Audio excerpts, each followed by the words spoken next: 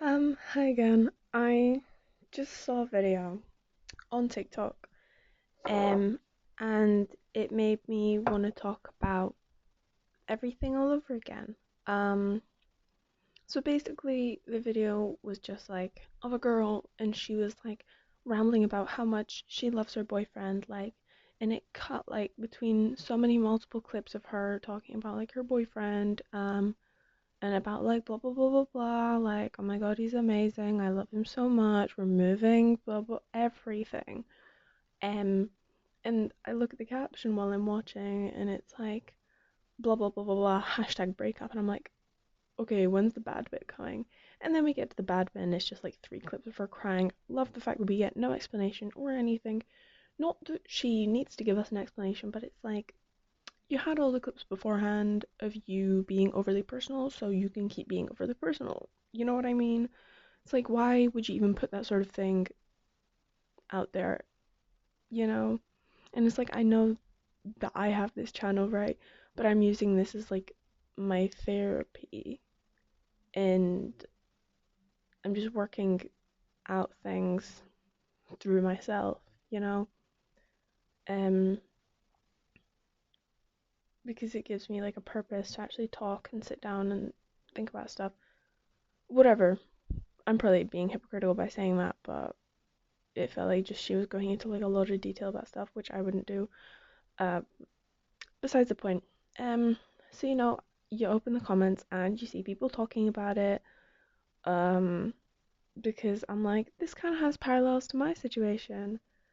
Um, and yeah, basically someone was like, um, it's like this is love bombing, not love.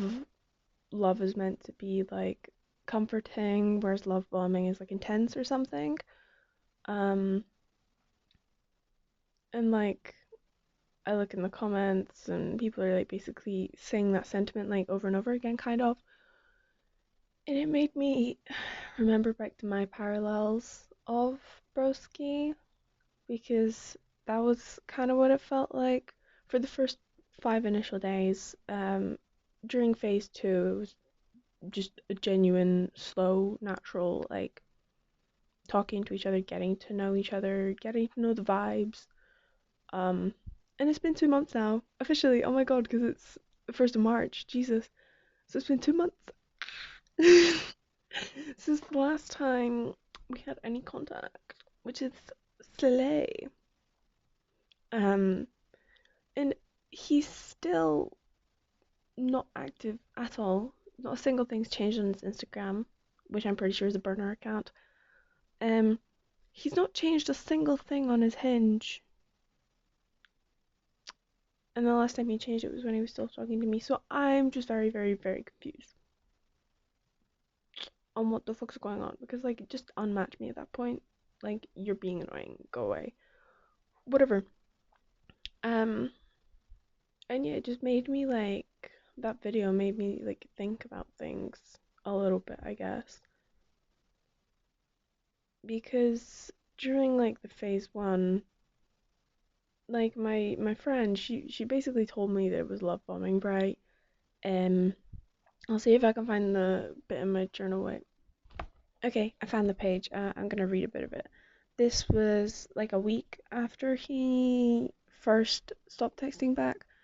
Um, I just feel angry and like an idiot that I let myself be love bombed by this fucking loser. It's annoying because it actually felt genuine. Like I actually potentially thought someone wanted and accepted all of me, appearance and personality. After speaking to my friend and just processing what she said a little, I literally just can't right now. For those 5 days or something, I felt on top of the world and like the happiest person ever, only for it to most likely turn out to be a scam, so to speak, where the only thing wasted was my time and energy. So that was like literally the vibe, and I didn't even process that it could have been or was love bombing until my friend pointed it out um on call with me. Um and it kind of sucked to realize that. Um but it also kind of sucks to think that like this is gonna sound like bad, but that kind of like all consuming, like you're so deeply in love with this person and you just like, you love them so much, you want like to be with them like all the time. Like that's the sort of thing that I've always kind of wanted, is to like be able to have one person that I'm devoted to and one person only. And we grow together, we help each other, we build a world together basically. Um, and I mean that same friend who said it's love bombing, she's recently been trying to almost like tell me that it's not necessarily like a realistic thought to want something like that, or to like expect it to happen or whatever. And it's like, I can understand that, because God, I'm sorry, I didn't mean to cry, but like, um, a couple years ago, I basically already accepted that I'm probably gonna die alone, because I don't think that I can really achieve that sort of love, because I don't think like young people these days want to put that like massive effort in to get to that point with your partner where you both just feel so loved and so taken care of by one another that like you feel unstoppable basically. And my friend tells me that like it's not really realistic to want someone who's gonna be like your number one person and you'll be their number one person. But like I don't want, if it's not that, then I don't want it. Like I want someone who I can go through life with and like always know that I can hold their hand whenever I need to. I want to have the comfort of knowing that someone's always gonna put me first. Like, okay, in this hypothetical, let's say that I'm with my significant other and we're meeting their friends.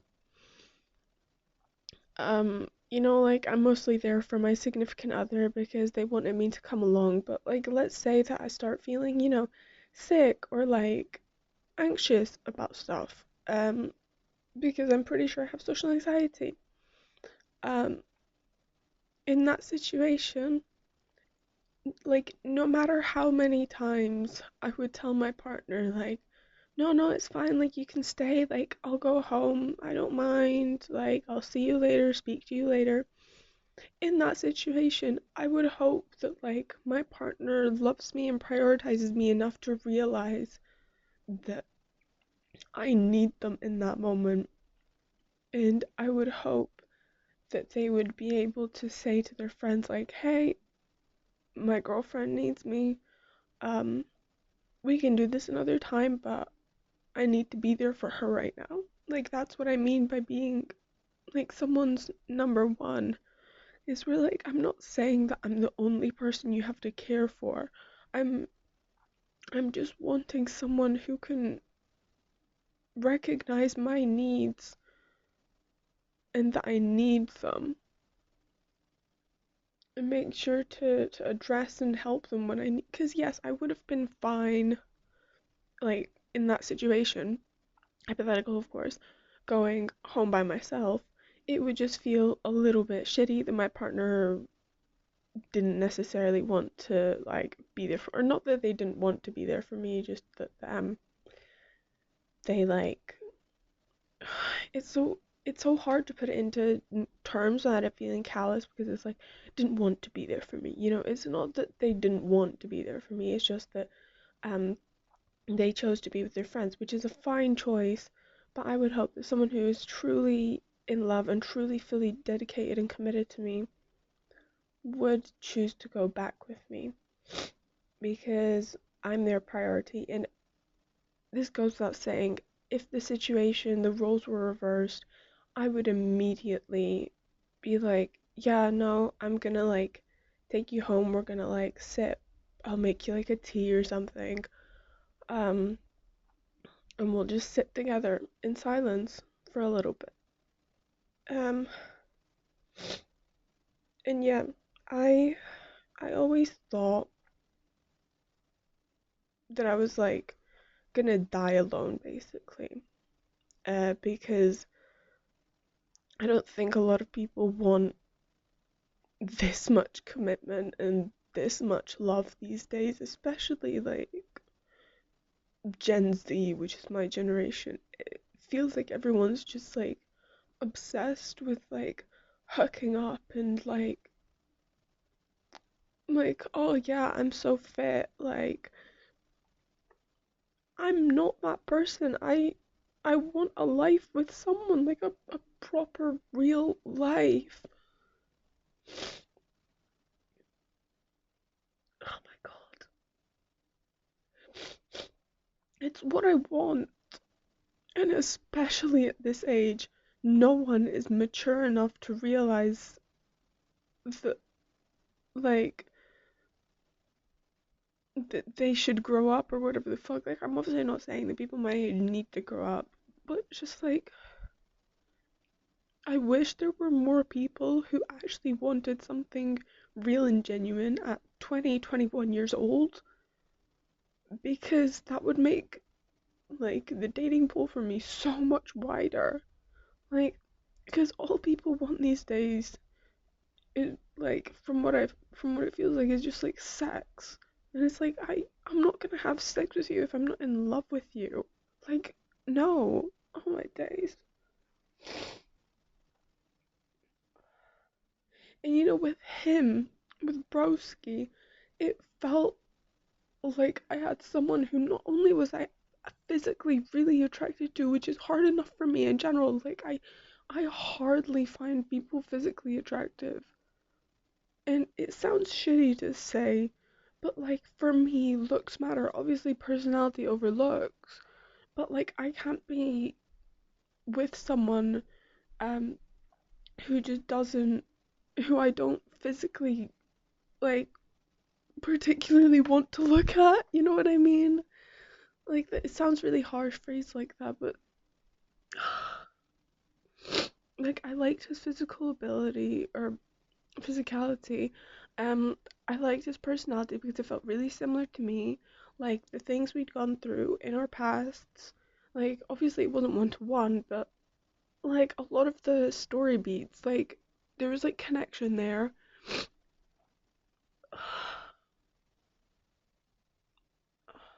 Like we lined up literally every single way. So I was like, there's like literally no way. Because what do you mean that like I've always thought that nothing's gonna come from anything and I'll just have to like deal with everything myself forever and be alone and choose to be alone because I refuse to settle and be with someone who I'm not happy with. And then he comes along, does like the love bombing shit, which as I said in my fucking book, felt on top of the world for 5 fucking days, then dips for 1.5 months, comes back in like a friendship, like, or a normal getting to know each other way, and then dips again. Like I don't get it. Like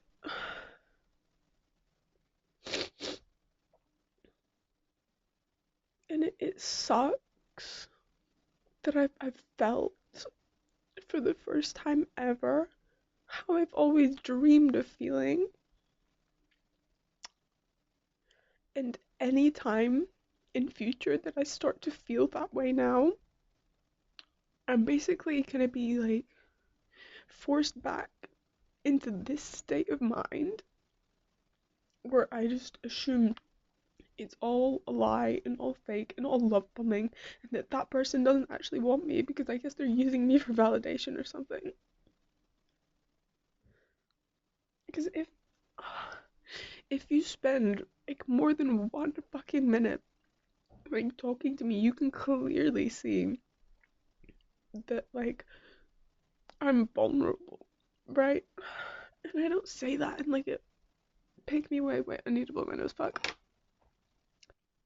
But yeah, I don't say that I'm vulnerable in like a pick me way. But like if if you know anything about my life leading up to this point, you can look back on that and be like, oh, that's not great. She probably has been massively affected by everything that's happened to her. On top of that, I'm a very emotionally sensitive person, so there's another fucking vulnerability. Um, Massive fucking trust issues, which relates into the past a little bit, and the emotional vulnerability. Great. Trust easily, but have trust issues. That doesn't make fucking sense. Um, like, God. It's just like, I'm probably neurodivergent, probably massively neuro fucking divergent, according to just like everyone, basically. Um, Autism and ADHD, probably. I was fucking surprised. I thought I was normal for like 20 years of my fucking life, finding out I'm not, and that people's brains don't work the same fucking way that mine do. It's like, what do you mean? You know? I'm just, I'm just a massively fucking vulnerable person, and the fact that he knew that and then probably used me for whatever the fuck reason because of that, it just feels so shit. And it's like, am I just predispositioned, is that the word? I don't know, to being like exposed to these situations over and over and over again?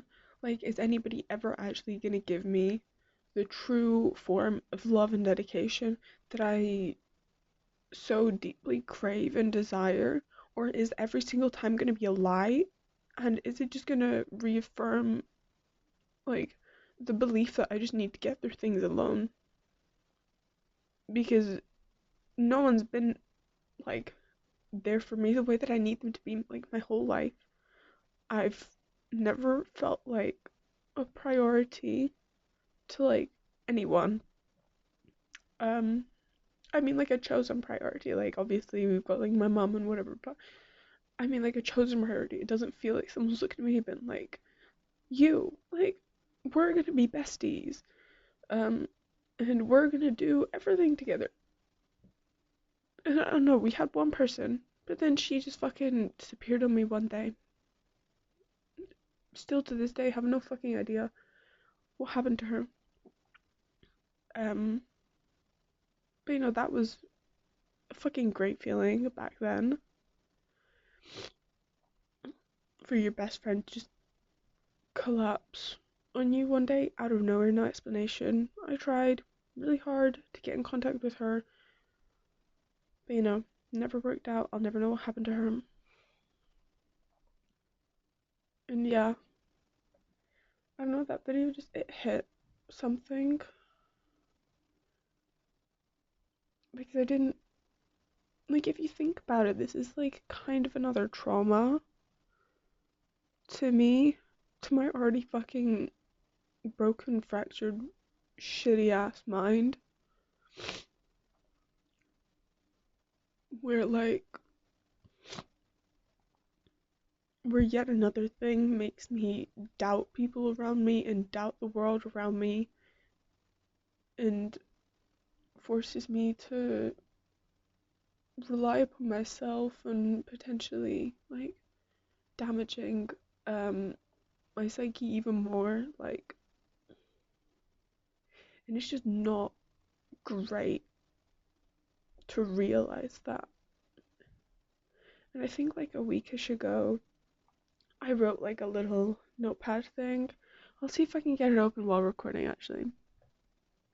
Okay, well, I've got it open, but it's sideways on my phone, so my head's gonna be weirdly tilted, and I want to read it. Okay, so this, for context, is like a practice thing.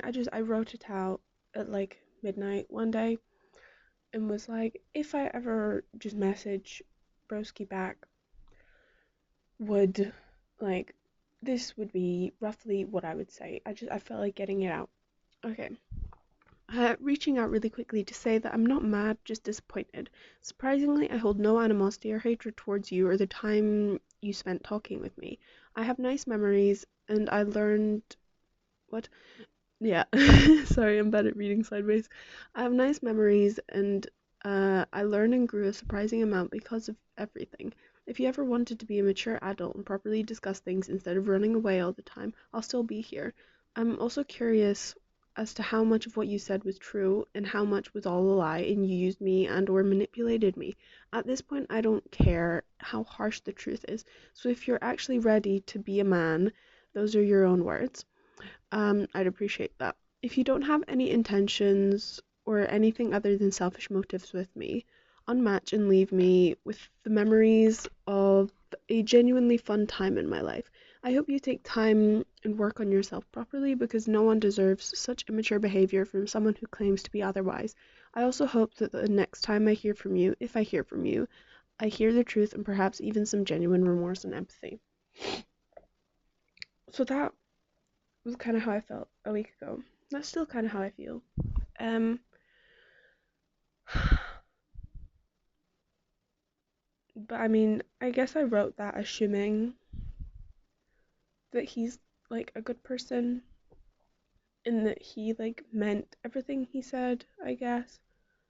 Um, if I write another one of those style things today, it will not be that kind, probably. It will be assuming that he's a manipulative, lying bastard who just wanted me for validation and didn't care what ramifications that may have on me, my mental state, whatever. But yeah,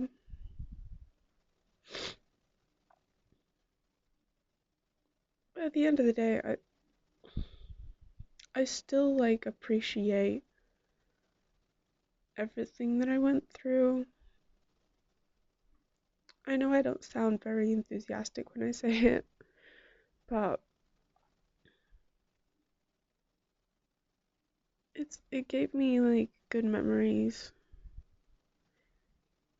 Um, it just sucks that it came at the expense of my mental, because I'm okay. This is another thing actually that I wanted to say. Um, and this is probably gonna sound like really bad. Um, but I'm pretty sure that I'm like a love bomber. But I mean the love bombing, right? So I don't just like love bomb random people. In fact, I do the fucking opposite. Because I met one guy like back in September or whatever. We talked for like 2 minutes or whatever. I got his Instagram, um, and then he messaged me something about whatever we were talking about, and he said that like when I left, he thought to himself like, "Oh my God, she's pretty." And I was like, thank you, but I'm not like attracted to you, just so you know. Like, I'm not gonna like you and I'm not gonna date you. Said that like literally immediately. Um, there was a guy that we met at like a a friend's birthday party. He came up to us in the bar, a little bit of a weirdo. Um, but yeah, basically, he and I were massively flirting. I was doing it for fun. I didn't really want him.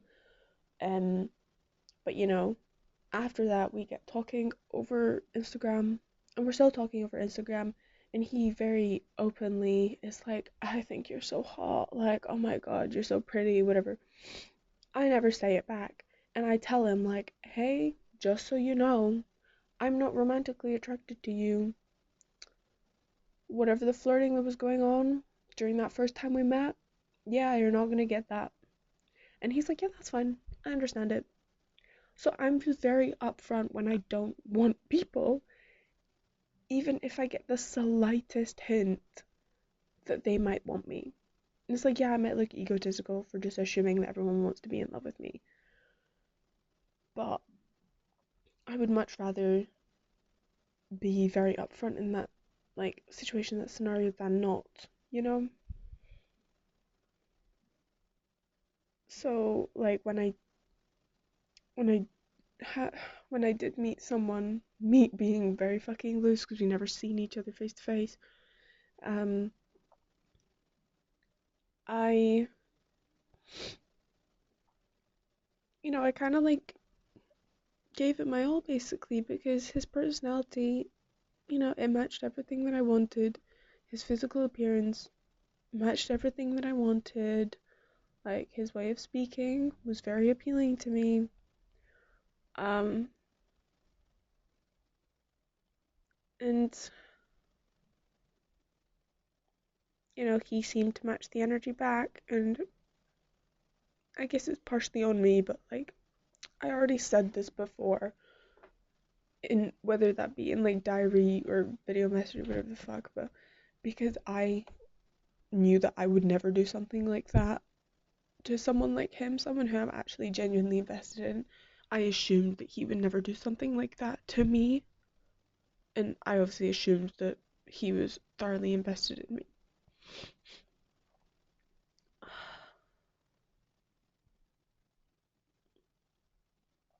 Like it's just so bad because it's like collectively I've now spent 3.5 months in limbo. I've collectively spent 3.5 months not hearing from him, and collectively like 2.5 weeks speaking to him. Like I feel like I've gone through a breakup, but I've not. And as much as I can lie to myself and say that I'm fine and I'm getting over it, I don't know if I ever will be. Not like fully, or at least like not until I find someone, if I find someone who's actually able to deliver on everything they say they can. Because going back to like my love bombing thing is like, I would be there for my person every single day if they needed me to. And I would love them every single day and go out of my way to make sure that they're happy, they're comfortable. Um, like I would do things for them without like even really asking.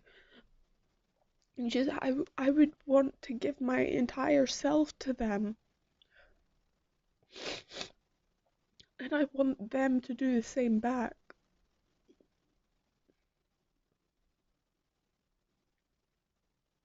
And like I think if I feel like my behaviors could be considered love bombing in a way. But the thing is I would never like get tired of doing that stuff. Like I would never get tired of just randomly checking in on my partner. I would never get tired of using pet names. I would never get tired of cooking for them or baking for them, um, or taking care of them when they're sick, or planning out date ideas, or writing romantic letters. I would never get tired of that. And I would never say that stuff as empty promises. Which is why I don't think it's love bombing in my case, because I would never do it maliciously, and I would only ever do it when I fully well properly mean everything that I'm saying and everything that I want to do. And I full well meant it with him. But I don't think he meant a single word of it with me, which is awful, because that is the one person that I've had a crush on my entire fucking life. Because not only did the physical and the mental match up, but like the emotional, like everything was there. And that's so hard for me to find as someone who doesn't fucking leave the house, because the things I'm interested in are really niche, and even then, like, um, it's it's always like girls that go to those events, basically. And I'm scared of men, and I have a fucking right to be. And if you're one of those men that's watching my video and is like, well, why are you scared of men? It's like, dude, don't even. Like, do you not realize how terrifying it is to know how vulnerable you are? And then to not want that vulnerability to be weaponized. Like, and I'm not even speaking as like me, because I am a genuinely vulnerable person. I'm like speaking in general for women. Like, women are infinitely more vulnerable than men to like physical attacks and shit like that. So for a woman, she knows she's vulnerable and she knows that she can be ambushed or whatever the fuck by a man, so she's obviously gonna protect herself.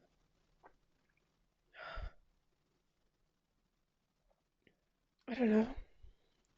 That video was a little bit of a trigger, I guess, because it reminded me too much. I have also just talked to half an hour for talked for half an hour to myself.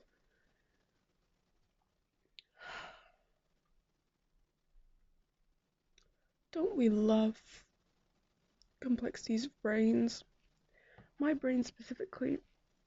My brain, it's so very fragmented, and I don't share everything about that on the internet, and I never will. Like, there's things wrong with me, and I'm not gonna say what things, but it's just my brain. It's not structured like quote unquote normal people. So it's really, it's just more difficult for me in general to exist the way that I want to exist. God. Okay, I feel like I should probably go. I also need to blow my nose again. I don't know what else I would talk about if I paused the video and then came back, so I'm just gonna call this as a goodbye. So I guess this was your gift of what, like 2-3 weeks of silence from me. Just a full fucking video work. I probably, when did I start crying? Like 6 fucking minutes in or something. We're at 32 now. Love that for me. Just half an hour of fucking crying. Anyway, hope everyone's days are better than this. Hope my days will soon be better than this too. This was a relapse, and I've not relapsed in a while, so tomorrow will be better. Bye bye.